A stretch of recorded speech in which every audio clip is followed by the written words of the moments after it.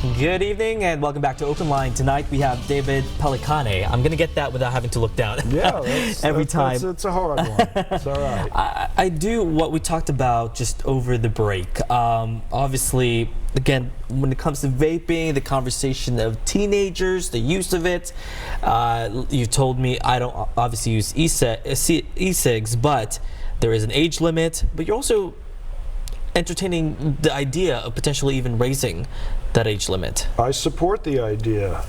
We have no problem, trying to work with legislators and find a solution to deal with, coming up with a good way to combat teen vaping the best that we can. If that means that we have to enact a 21 and up policy, I support that.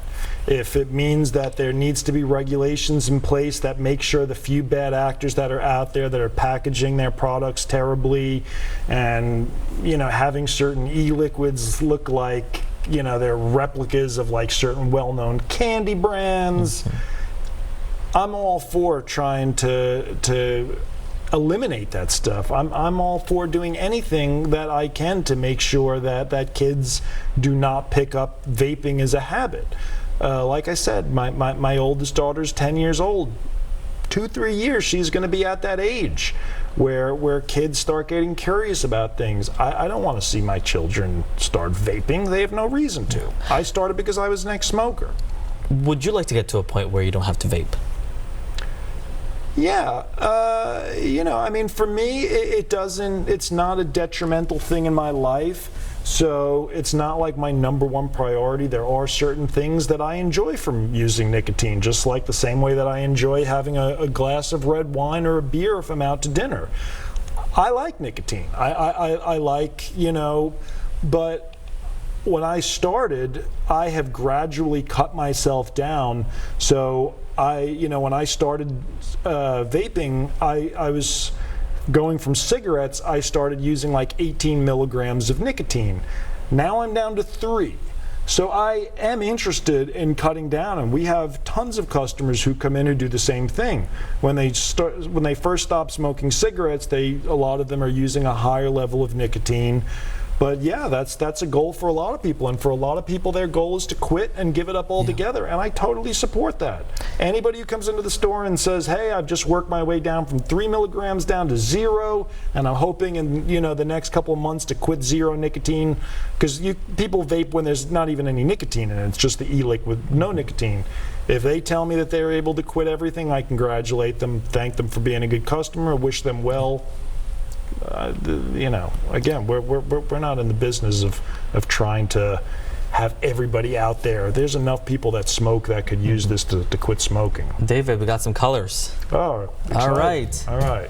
Mark, thanks for calling. What's your question? Yeah, great. Interesting topic. My question, #1, is I'm not a smoker and I've never vaped, but in the regulation and hearing all these stories and kind of horror stories, I have to admit, of people dying in various places. The difference in this, quote, black market and the product that he's selling that is regulated, that seems to be with clear instructions and information, is there a big difference in that in Tennessee as compared to these states that have been doing it longer? And did the same people regulate it in Tennessee? Would they investigate, like, the sickness or complaint of somebody that went to his store, for example, and purchased a vape? Is that kind of thing in our legislation to track this like we do with other diseases, issues, or Food and Drug Administration, for example? Thank you.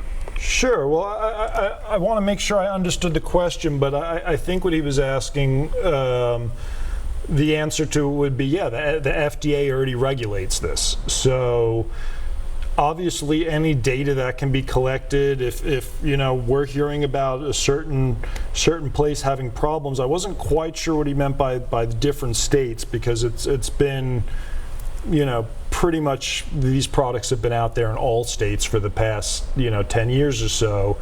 But yeah, if there was a real legitimate concern where we found out that some ingredient in, you know, an electronic cigarette e-liquid was getting people sick, of course we would want to know about it, and we would want to figure out what it was that was causing people to get sick. But I've been making my products the exact same way for 8 years now, and I've never heard about anybody getting sick before. He was also referring to even tracking. If, for instance, there have been some cases from a particular store, like they bought this somewhere, is there a system in place to investigate, I suppose? Well, I think that's the job that hopefully people are trying to figure out right now, because nobody really knows. But like I said, you know, the Center for Disease Control has come out and acknowledged that all of the patients that have come into the hospital who've been sick, they've pretty much been narrowing it down to a handful of bootleg THC cartridges that are being made under who knows what kind of circumstances, possibly coming in from out of the country. Nobody knows what's in it, so they're trying, and I support that. I don't want to see anybody getting sick. I want them to figure out exactly what it is that's causing this.